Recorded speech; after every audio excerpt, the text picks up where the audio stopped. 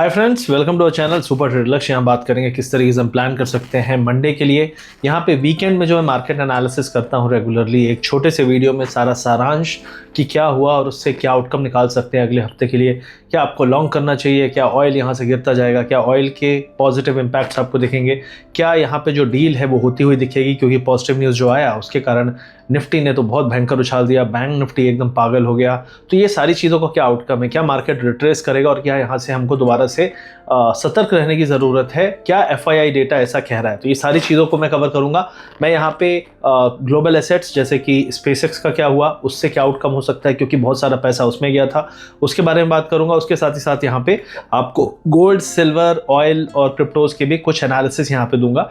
तो इस वीडियो को पूरा ध्यान से देखिएगा। वीडियो अच्छा लगे तो इसको लाइक करिएगा, अपने दोस्त तक पहुँचाइएगा, क्योंकि ये बहुत पावरफुल वीडियो होने वाला है। तो यहाँ पे हम कवर करेंगे सारी चीज़ों को। और अगर आप चैनल पर अभी तक सब्सक्राइब नहीं है, ये हमारा दूसरा चैनल है लक्ष्य ग्लोबल ट्रेड्स। यहाँ पे हम वीकेंड में एनालिसिस डालते हैं और बीच में वीक में भी डालते हैं, अगर ज़रूरी पड़ा तो आप रेगुलर इसको देखा करिए और चैनल को सब्सक्राइब कर लीजिए, बेल आइकन दबा लीजिए। अब सबसे पहले शुरू करते हैं कि ये जो डील है जिसके कारण यहाँ पे पॉजिटिव न्यूज़ निफ्टी में आई, तो इंडियन मार्केट से शुरू करेंगे और फिर उसके बाद एसेट्स पे जाएंगे बाकी। तो फिलहाल जो डील हुई, तो वो डील क्या सही में हो रही है, क्या डील की पॉजिटिविटी है। तो फिलहाल जो कमेंट्स आए हैं दोनों साइड से, देखो कमेंट्स में दोनों पार्टीज एक दूसरे को झुकाना चाह रही है। ये चीज़ बहुत दिन से मार्केट को परेशान भी कर रही है और डील को डिले भी कर रही है। तो ईरान वाले ये दिखाना चाहते हैं कि सब कुछ हमारी शर्तें मानी जा रही हैं, और अमेरिका वाले ये कहना चाहते हैं कि देखो ईरान को हमने कुछ नहीं दिया और ईरान झुक गया। जैसा कि ट्रंप के शब्दों में आता है कि ईरान सरेंडर करना चाहता है, ईरान सरेंडर करेगा तभी हम उसको वो चीज़ें देंगे या सोचेंगे जो उसे स्ट्रेट ऑफ हॉर्मुज़ को खोलना है और ईरान को कुछ अगर देना पड़े या व्हाटएवर। तो कुल मिला के यहाँ पॉइंट है, क्या ईरान इस मूड में है। तो फिलहाल जो कमेंट्स आए ट्रंप के, उसके बाद कुछ G7 जिनेवा में ये होगा वो होगा, दुनिया भर की बातें हुई कि डील हो जाएगी, इस वीकेंड हो जाएगी, अगले हफ्ते जल्दी हो जाएगी। मुझे ऐसा लगता है इस बार के जो आउटकम्स हैं और उसमें जो पार्टीज इन्वॉल्व हैं वो थोड़ा ज़्यादा हैं। मुझे ऐसा लगता है कि इसका कुछ आउटकम पहले से बेटर होगा। लेकिन क्या डील हो जाएगी इतनी आसानी से, क्या डील होने के बाद भी डील टिकेगी, क्या डील होने के बाद भी डील ब्रेकर चीज़ें नहीं होंगी बीच बीच में, ये अभी भी दुविधा वाली बात है। मुझे ऐसा लगता है Trump wants to pull out, Trump wants कि अब ख़त्म करो इसको, बहुत हो गया। ऑयल प्राइसेस ऑलमोस्ट, जो यूएस ऑयल है वो 92-95 के आसपास चल रहा था डॉलर्स में, तो अभी वो 81-82 पे आ गया है, जो कि काफ़ी बड़ा एक डिफरेंस है। अगर आप ऑयल का प्राइस देखें कि 10 से 15% गिरता है तो इन्फ्लेशन पे डायरेक्टली इंपैक्ट पड़ता है। नेचुरल गैस जो हो गई, जो गैस प्राइसेस हैं यूएस में बहुत ज़्यादा है। जो एलएनजी है, जो अपने यहाँ पे इंडिया में कहें, चाइना में कहें, तो हर जगह गैस का इशू है, हर जगह फ्यूल का इशू है। तो अगर फ्यूल प्राइसेस कम होते हैं, और फ्यूल का प्राइस कम होने का मतलब है सप्लाई यहाँ से आएगी, मतलब इंडिया में सप्लाई की टेंशन कम होनी चाहिए, सप्लाईज बढ़ने चाहिए। और अगर ऐसा होता है चाइना में, इंडिया में और जो भी कंजम्पशन वाले कंट्रीज हैं, तो उसका इम्पैक्ट डायरेक्टली इन्फ्लेशन में पड़ेगा। इसलिए मार्केट ने इतना चेयरफुल इसको लिया कि हाँ चलो, लगता है इस बार डील फाइनल वाली जैसी फाइनल डील होने वाली है, 35वीं बार फाइनल डील। लेकिन इस बार जैसे पार्टीज ज़्यादा इन्वॉल्व हैं और ऑयल प्राइस दिखा रहा है कि कुछ तो है पॉजिटिव, क्योंकि ऑयल प्राइस, मैंने आपको हमेशा कहा है, जो अगर मेरा आप YouTube लाइव एनालिसिस देखते हैं और जो मेरे ग्रुप्स में है, जो टेलीग्राम चैनल है फ्री, उसमें आप ज्वाइन हो सकते हैं। यहाँ पे मैं दे दूंगा और स्कैनर, तो आप उसको बारकोड को स्कैन करके आप ज्वाइन कर सकते हैं। वीडियो के पिन कमेंट डिस्क्रिप्शन में भी लिंक दे दूंगा। मेरे 2 चैनल हैं टेलीग्राम के, एक लक्ष्य ग्लोबल ट्रेड्स है जहाँ पे मैं ग्लोबल मार्केट रिलेटेड एनालिसिस देता हूँ, और सुपर ट्रेडर लक्ष्य जिसमें मैं इंडियन मार्केट रिलेटेड एनालिसिस देता हूँ। तो दोनों को ज्वाइन कर लीजिएगा, क्योंकि कई बार जब वीडियो में अपडेट्स नहीं आते तो वहाँ पे आपको अपडेट्स मिलते रहेंगे, मेरा व्यूज मिलता रहेगा कि किस चीज़ का क्या इम्पैक्ट हो सकता है। तो जो ऑयल प्राइस है वो लगातार दिखा रहे थे कि नीचे जा रहे हैं, तो कुछ तो था सॉलिड जिससे ये लग रहा है कि ऑयल की सप्लाई बाधित नहीं है। अब अगर ऑयल की सप्लाई बाधित नहीं है तो इन्फ्लेशन का टेंशन कम है। इन्फ्लेशन का टेंशन अगर कम है तो जो रेट्स हाई पे बने हुए हैं, और ये उम्मीद थी कि अगर ये वॉर और खिंचता रहा तो रेट्स बढ़ाने पड़ सकते हैं, वो प्रॉब्लम अगर दूर होती हुई दिखी, तो इस खुशी में कि भाई रेट कट होंगे, इकोनॉमी अच्छा करेंगी, क्योंकि rate cuts are good for economy, तो इसलिए मार्केट में एक बूस्ट आया। इंडियन मार्केट ऑलरेडी काफ़ी दबा हुआ था, और मैं काफ़ी दिनों से कह रहा हूँ कि इंडियन मार्केट गिर रहा है, लेकिन ये वैसा गिर नहीं रहा कि गिरने के लिए गिर रहा है। ये बस एक सप्रेस्ड और एक लोअर लेवल पे आके बेस बना के बैठ रहा है, और जैसे इसको थोड़ी सी भी न्यूज़ मिलेगी, चिंगारी मिलेगी, तो ये भागेगा। और वही चीज़ कल हमने देखी, बैंक्स यहाँ पे लीड कर रहे हैं, IT अभी भी लीड नहीं कर रहा है, क्योंकि AI का जो थ्रेट है वो जेन्युइन है, और वो बहुत सारा इम्पैक्ट जो डालेगा IT पे, वो लोग देखना चाहते हैं इससे पहले कि इन्वेस्ट करें। तो बिग मनी तो सोच रहा है कि इसको पैसा नहीं लगाना IT में, लेकिन लोग बोल रहे हैं यार सस्ता है, ले लेते हैं। तो वी स्टिल डोंट नो कि इसका क्या आउटकम निकलेगा। लेकिन एक चीज़ तो क्लियर है कि अगर इकोनॉमी अच्छा करेगी तो कुछ ऐसे सेक्टर हैं जो अच्छा करेंगे, जैसे बैंक्स हो गए, PSU बैंक्स हो गए। आपका मेटल और फार्मा हमेशा एक सदाबहार या फिर कह सकते हैं इकोनॉमिकली इंपॉर्टेंट सेक्टर है, तो वो कुछ सेक्टर हैं जो हमेशा अच्छा कर सकते हैं फिलहाल अगले 1-2 साल के लिए। तो उन सेक्टर्स पे तो नज़र आप दौड़ा सकते हैं इंडियन मार्केट्स में। अब हम बात करें कि लेवल्स की बात करें तो जो इंडियन मार्केट में बाउंस आया है उसके बाद FII का डेटा क्या कहता है इसके बारे में बात कर लेते हैं। तो जो लेवल्स हैं 23,622 है। तो कल मैंने जो एनालिसिस किया था, कल मैंने यूट्यूब लाइव भी किया था। मैं रेगुलर यूट्यूब लाइव्स करता रहता हूँ, जो चैनल पर करता हूँ आप लिंक देख सकते हैं, मैं डिस्क्रिप्शन में डाल दूंगा ऊपर ही, तो आप उसको क्लिक करके एक बार वहाँ भी सब्सक्राइब कर लेना। तो यूट्यूब लाइव में मैंने ये कहा था कि अगर 23,400 पार किया, 400 की जोन है, 400, 430, 40 ये जो जोन है, अगर यहाँ से उठने की कोशिश किया तो ये फिर फटेगा ऊपर की तरफ और फिर रुकेगा नहीं।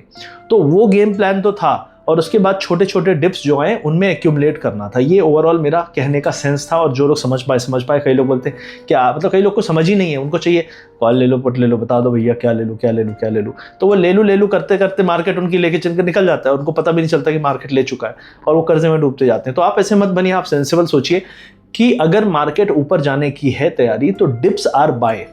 वो डिप आएगा, अगर मैंने कह दिया उसमें खरीदना है तो बोलेंगे डिप तब तक आएगा तो उसको शॉर्ट करके उसमें कमा लेते हैं ना, फिर डिप में खरीद लेंगे। ये अपना का चालाकी और लालची वाला दिमाग लगा देते हैं लोग, और वहीं पे पहले रेले जाते हैं। तो कुल मिला के आपको क्या सोचना है कि अब मार्केट ने एक अच्छा बेस बना लिया, उससे एक अच्छा बाउंस आया है, तो अब क्या यहाँ से और ऊपर जाएगा। तो फिलहाल जो टेक्निकल इंडिकेटर्स और जो चार्ट्स कह रहे हैं उसके हिसाब से मुझे लगता है 23,700 750 पे एक रेजिस्टेंस मिलेगा। हो सकता है हम मंडे को छोटा मोटा गैप अप खुले, अगर गैप अप खुले तो 700 750 पे एक रेजिस्टेंस मिलेगा, रुकेगा, वहां से वापस से नीचे आने के चांसेस हैं। अगर हम गैप अप नहीं खुले, ऊपर नहीं खुले और हम नीचे गए तो हम कहां तक जा सकते हो, 23,480 से 500 के आसपास एक सपोर्ट है। अगर वहां पे गए, वहां पे हम सपोर्ट देखेंगे बनता है नहीं बनता, और वहां से एक बाउंस की उम्मीद रहेगी। तो बेस्ट ट्रेडिंग डील जो पॉसिबल है, क्या कर सकते हैं, बैंक निफ्टी भी 1600-1700 पॉइंट ऑलमोस्ट गया है, तो मुझे ऐसा लगता है बैंक निफ्टी 56,200 तक आ सकता है वापस से। नीचे आने पे आप एक बाउंस के लिए प्ले कर सकते हैं। तो फिलहाल के लिए अगर गैप अप हुआ, चेज नहीं करना है, रिवर्सल हो सकता है वापस ऊपर से नीचे। एक ट्रेंड लाइन है जो मैं चार्ट एनालिसिस जब करूंगा लाइव में, जरूर आइएगा, आप लोग देखिएगा, सीखने को बहुत कुछ मिलता है, तो उसमें मैं बताऊंगा। लेकिन ओवरऑल मुझे लगता है यहां से अगर बैंक निफ्टी 200-250-300 पॉइंट ऊपर गया तो वहां से सेलिंग आएगी। अगर बैंक निफ्टी 500-600 पॉइंट का डिप दे दे तो ही हम बाइंग करने के लिए कंफर्टेबल रहेंगे, क्योंकि कुछ ज्यादा ही अपसाइड आ गया है। और FII डेटा की बात करूंगा इसके बाद, तो उसमें भी कुछ साइंस हैं। और निफ्टी में अगर कहें तो आपका 23,480 के आसपास सपोर्ट है। तो ये फिलहाल मैंने सपोर्ट्स की बात कर दी है ओवरऑल मंडे के लिए। अब हम अगर FII डेटा की बात करें तो FII ने कल कैश में क्या किया, कैश में FII ने बेचा कम है, ऐसा नहीं है कल भी बेचा है, लेकिन बेचा कम है, और DII ने खरीदा ज्यादा है। तो FII के कम बेचने के कारण मार्केट में बाउंस आया, लेकिन ऐसा नहीं है उन्होंने खरीदा नहीं। तो कम बेचने में भी मार्केट खुश है, ये एक चीज़ है जो काफ़ी अजीब है। लेकिन बड़ा खेल कहाँ हुआ है, बड़ा खेल हुआ है कि FII ने अपनी जो फ्यूचर की पोजीशन है, फ्यूचर की पोजीशन मतलब वो आगे चल के कुछ दिनों कुछ हफ्तों में क्या सोच रहे हैं कि मार्केट यहाँ से वापस से गिरेगा, वो सोच में बदलते हुए दिख रहे हैं। और वो पोजीशन जो है थोड़ी सी बुलिश है, क्योंकि फ्यूचर की पोजीशन, जब शॉर्ट की पोजीशन, सेलिंग की पोजीशन कम हो रही है, तो कम सेलिंग का मतलब भी बाउंस का आना है, और बाउंस बहुत ज़्यादा बड़ा आ गया, जबकि सेलिंग की पोजीशन इतनी कवर नहीं हुई है। तो मुझे ऐसा लगता है डिप आएंगे, डिप का मौका मिलेगा, और वो डिप में फिर से आपको सेम साइन मिलने के चांसेस हैं, जो कि है डिप में बाइंग। तो FII भी वैसे ही सेटअप है, इनके ऑप्शन में भी जो डेटा है उसमें इन्होंने कॉल बेच के रखे थे। तो कॉल इन्होंने जो बेचे थे तो उन्होंने कॉल खरीदे हैं, मतलब इन्होंने बेचे हुए कॉल को कवर किया है, जो कि बुलिशनेस था मार्केट में, जो बाउंस आया उसके बाद उन्होंने किया होगा। और इनके जो पुट्स हैं, जो FII के पास पुट्स हैं, वो अभी भी उतने ही हैं। ये दिखाता है कि उन्होंने पुट नहीं बेचे हैं, ठीक है। और जो रिटेलर है, रिटेलर की अगर हम बात करें तो रिटेलर के पास जो पुट उन्होंने खरीदे हुए थे, वो पुट से उन्होंने रिटेलर ने पुट बेचे हुए थे। तो रिटेलर ने पुट बेचे हुए थे मतलब रिटेलर बुलिश था। तो जो रिटेल है, छोटा आदमी, पहली बार मुझे लगता है पैसा बनाता हुआ दिखा है, तो उसने जो पुट बेचे हुए थे, उन्होंने जो बेचे हुए पुट है उन्होंने कम कर दिए हैं, मतलब पुट सेलिंग में उन्होंने बुक किया है। और जो उनके पास कॉल्स थे वो भी उनके पास अभी थोड़ा सा कम हो गए हैं, मतलब उन्होंने कॉल से भी एग्जिट मारा है। मतलब रिटेलर, अब यहाँ पे बड़ा इंपॉर्टेंट खेल है, क्या है कि FII इस तरह उठने के बाद फिर से डिप लाएंगे, और जब डिप लाएंगे तो रिटेलर खुश होगा कि चलो लगता है मैंने टॉप पकड़ लिया, मार्केट वापस से नीचे जाएगा। लेकिन मुझे ऐसा लगता है कि जब वो नीचे आएगा तो उसमें एफआईआई फिर से अपनी बुलिश पोजीशन बनाएंगे और जो बियरिश है उसको काटेंगे। लेकिन रिटेलर क्या सोच रहा है, रिटेलर यहाँ पे सोच रहा है और ऊपर नहीं जाएगा। तो रिटेलर जब सोच रहा है और ऊपर नहीं जाएगा तो मार्केट को ऊपर ले जाने के लिए बिग मनी के पास एक कारण मिल रहा है, लेकिन डिप ला के ऊपर ले जाएंगे, ये एक चीज़ है। तो डिप मैंने लेवल्स बता दिए हैं, आप देख लेना, लेवल नोट कर लेना जो भी मैंने बताए हैं। और इसके बाद हम अब जाएंगे थोड़ा सा कि स्पेसएक्स का क्या हुआ। अब स्पेसएक्स, एलॉन मस्क भैया बन गए ट्रिलियनर, 1.2 ट्रिलियन डॉलर की उनकी नेटवर्थ हो गई, जो कि बोलते हैं बिलियनर क्लब से बाहर होने का दुख है, लेकिन बिलियनर क्लब के ऊपर एक क्लब ज्वाइन कर लिया है। और जो एलॉन मस्क के नीचे 4 बिलियनियर्स हैं उनका टोटल मिला के भी राइट नाउ एलॉन मस्क से कम है। सोचो कितना पैसा। तो एलॉन मस्क ने जो किया है वो तो है, देखो सिग्निफिकेंट है, पूरे वर्ल्ड के लिए है। जो स्पेस टेक्नोलॉजी में कर रहा है वो भी बहुत सिग्निफिकेंट है। और मतलब रॉकेट्स, जब हमने पहली बार सुना था कि भाई स्पेसएक्स करके है, रॉकेट जाते हैं और वापस से आ जाते हैं, मैंने कहा ऐसा कैसे हो सकता है। पहले तो जाके वो ब्लास्ट हो जाते थे, ऊपर ही उनको डैमेज करना पड़ता था, अभी ऐसा नहीं है। तो जो टेक्नोलॉजी इसने बनाई है वो चीज़ वर्ल्ड के लिए बहुत हेल्पफुल रही है। और नासा के कितने सारे रॉकेट, ऑलमोस्ट 16-17 हज़ार कहते हैं रॉकेट्स ऑलरेडी प्लैनेट में हैं जो एलॉन मस्क के थ्रू गए। तो 16-17 हज़ार बहुत होते हैं। तो स्पेस टेक्नोलॉजी में मोनोपोली है, जिसके कारण स्पेसएक्स का वैल्यूएशन ये मिला है। टेस्ला अच्छा इतना नहीं कर रहा है, तो मुझे लगता है कि टेस्ला और स्पेसएक्स मिला के अगर हम एक टोटल एंटिटी देखें, मुझे आगे चल के ये भी लगता है कि दोनों ये एंटिटी मर्ज हो सकती हैं, मुझे ऐसा फील होता है। और दोनों जब मर्ज हो जाएंगी तो इसका एक डिसेंट वैल्यूएशन निकलेगा, क्योंकि अगर ये दोनों एंटिटी अलग अलग खड़ी रहीं तो हो सकता है टेस्ला का नुकसान हो, टेस्ला को बेच के लोग स्पेसएक्स खरीदें। फिर कभी लगेगा यार स्पेसएक्स में अच्छा हो रहा है तो स्पेसएक्स को बेच के, मतलब टेस्ला में अच्छा हो रहा है तो उसको बेच के इसको लेंगे, इसको बेच के उसको लेंगे। तो नेट फायदा नहीं है एलॉन मस्क को। अगर एक एंटिटी रहती है तो ज़्यादा फायदा होगा, जो फिलहाल दिख रहा है और बहुत सारे लोग कह भी रहे हैं ऐसा हो सकता है आगे आने वाले समय में। और एलॉन मस्क एक्सपर्ट है इन सब चीज़ों का। उसने ट्विटर खरीदा, नोबडी थॉट कि क्यों खरीदा, क्या खरीदा, और आज भी लोग गेस कर रहे हैं कि क्या पर्पस था। लेकिन जब खरीदा था तब उसकी नेटवर्थ थी 250 बिलियन। आज उसकी नेटवर्थ है 1.2 बिलियन, मतलब 1 ट्रिलियन के ऊपर जितना है उतना उसका टोटल था तब उसने खरीद लिया था। तो he knows what he is doing and it is helping him directly in his own marketing. I think X जो है आज के समय सबसे बड़ा सोशल प्लेटफॉर्म है, जो न्यूज़, इवेंट्स और हर चीज़ के लिए, एक्टिविटी के लिए माना जाता है, जेन्युइन एक्टिविटी के लिए, और वहाँ के यूज़र भी जेन्युइन माने जाते हैं। तो उस हिसाब से एक बहुत बड़ा ऑडियंस उसके पास है। तो इसलिए स्पेसएक्स इतना ऊपर गया, इसलिए टेस्ला भी आज इतना ऊपर है। और मुझे लगता है कि स्पेसएक्स जो पैसा खींचा है, देखो स्पेसएक्स में तो जितने पैसे लगा सकते थे तो लगाए। स्पेसएक्स का आईपीओ ऊपर गया, ऊपर से वापस से थोड़ा नीचे आया, अभी हाइपर लिक्विड में वीकेंड में ट्रेड हो रहा है तो 165 के आसपास है। मुझे लगता है स्पेसएक्स का आईपीओ 140-150 के आसपास फिर से आएगा, मतलब नीचे आएगा 130-140 के आसपास आएगा, वहाँ पे स्टेबल रहेगा। बहुत ज़्यादा इसमें मूवमेंट मुझे नहीं लगता। रिसेंट में कोई ऐसा कुछ काम हुआ नहीं है और आगे बहुत बड़ा कोई काम अगर नहीं होता है तो ये थोड़ा स्टेबल रहेगा, अपनी वैल्यूएशन को जस्टिफाई करेगा और आसपास ही रहेगा जो अपना आईपीओ प्राइस है 135 का उसके। तो यहाँ से अगर उसका पैसा बाहर निकलता है, लेकिन ये पैसा किसका है? ये बिग मनी जो है वो हाई पे बेचेगी और रिटेलर हर डिप पे खरीदेगा। मतलब जो आम आदमी है उसका पैसा फंसता जाएगा, बड़े आदमी का पैसा निकलेगा। तो अब अगर बड़ा आदमी यहाँ से पैसा निकालेगा तो कहाँ ले जाएगा, ये सबसे बड़ा सवाल है, क्योंकि जो आप लोग लेके बैठे हो क्या उसमें कुछ पैसा आने वाला है?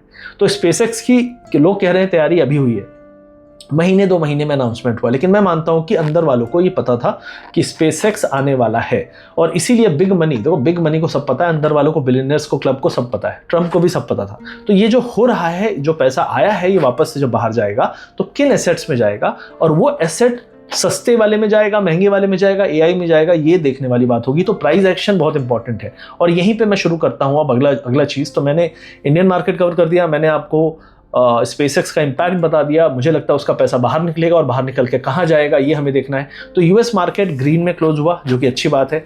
अगर आप जाएंगे तो ओवरऑल यूएस जो ऑयल है वो 81 के पास है, जो कि बहुत अच्छी बात है इन्फ्लेशन के लिए। मतलब रेट कट्स होंगे तो पैसे और आएंगे सिस्टम में, और पैसे जब आएंगे तो वो कहाँ जाएंगे?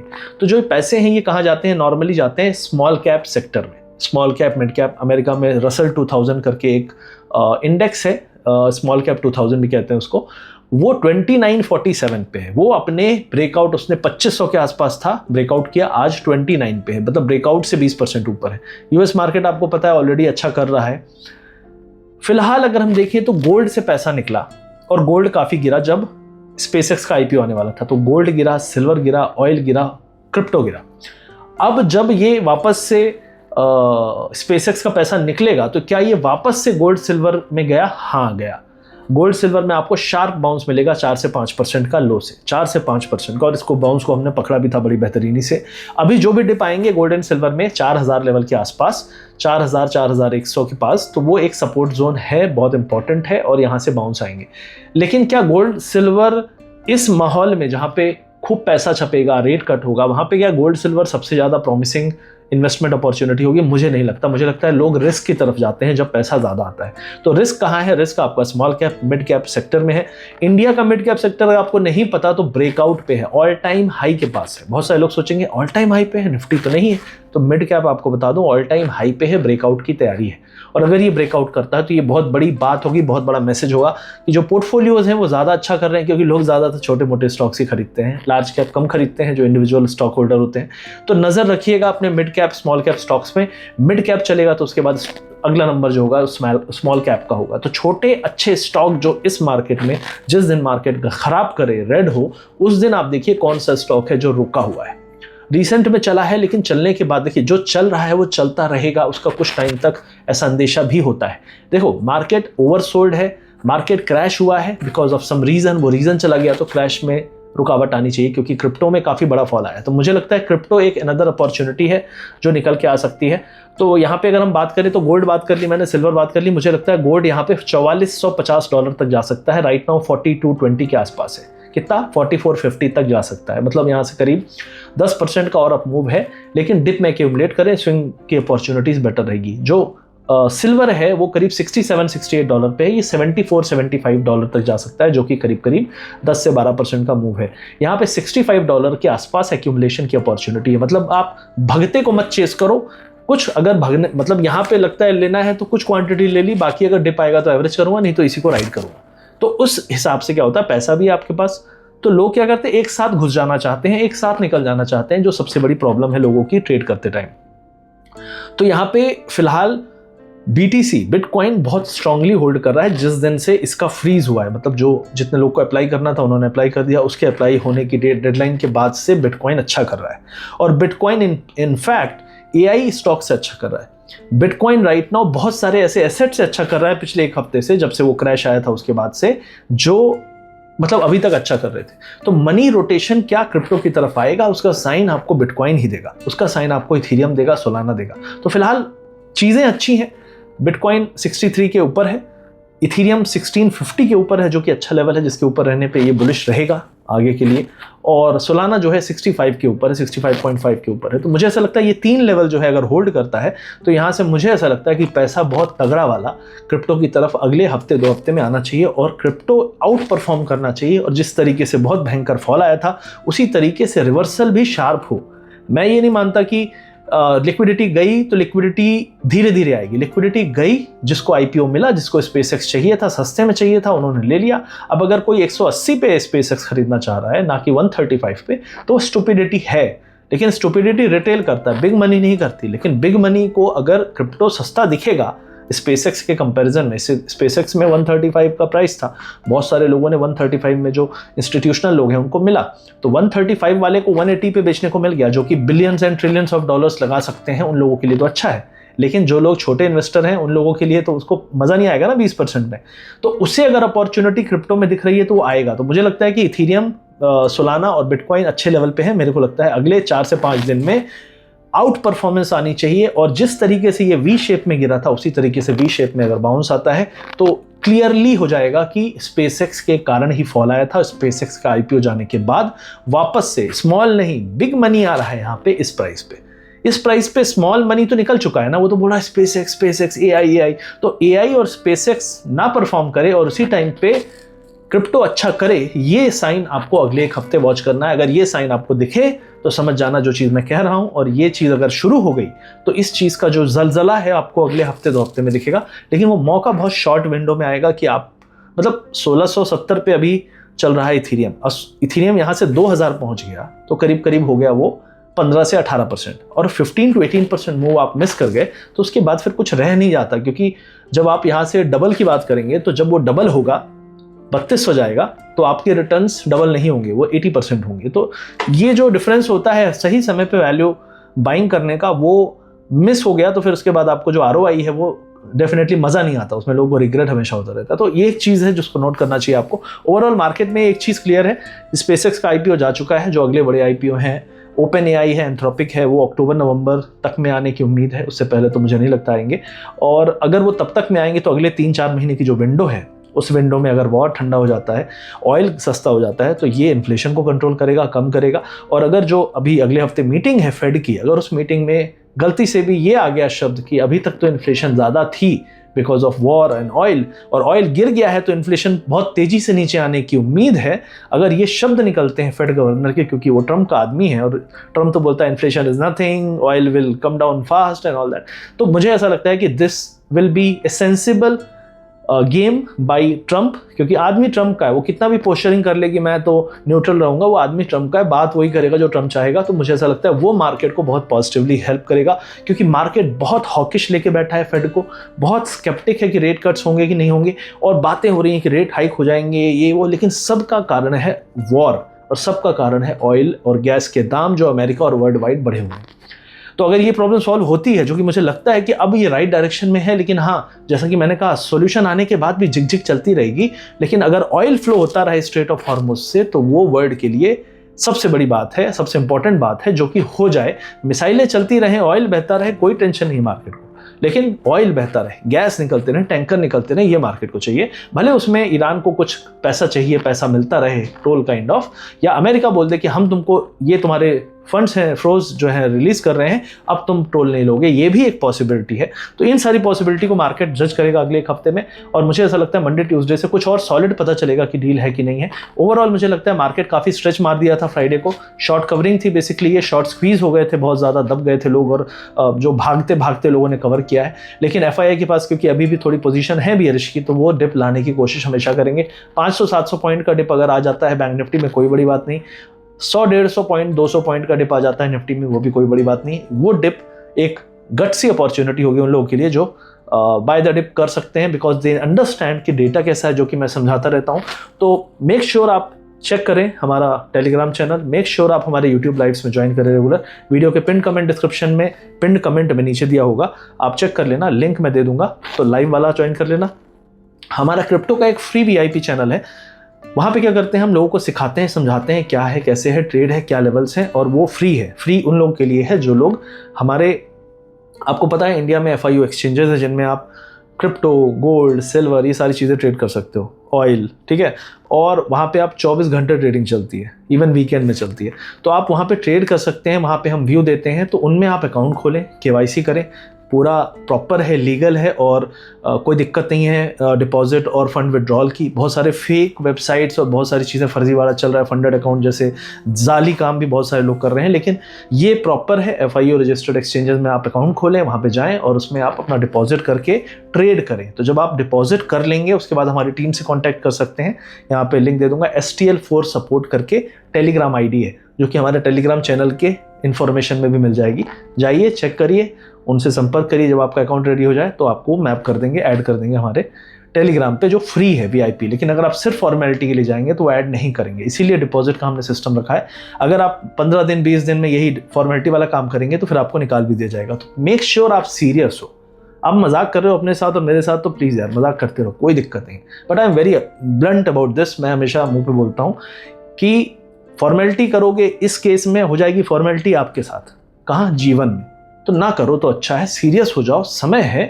अगर आप 20-25 साल के हो ना, आपके माँ बाप अभी भी ठीक ठाक एज के हैं, अगले 5 साल सीरियसली काम करो, उनके सपने पूरे करो, उनको घुमाओ फिराओ, सब कुछ करो, क्योंकि जैसे जैसे आपकी एज होगी उनकी भी एज होगी, और फिर रिग्रेट रह जाएगा, यादें रह जाएंगी, लेकिन काम करने के लिए आपके पास फिर लगेगा कि पर्पस क्या है। तो make sure you work hard, make sure you do things with honesty, and make sure you connect with people who are honest and truth to their words.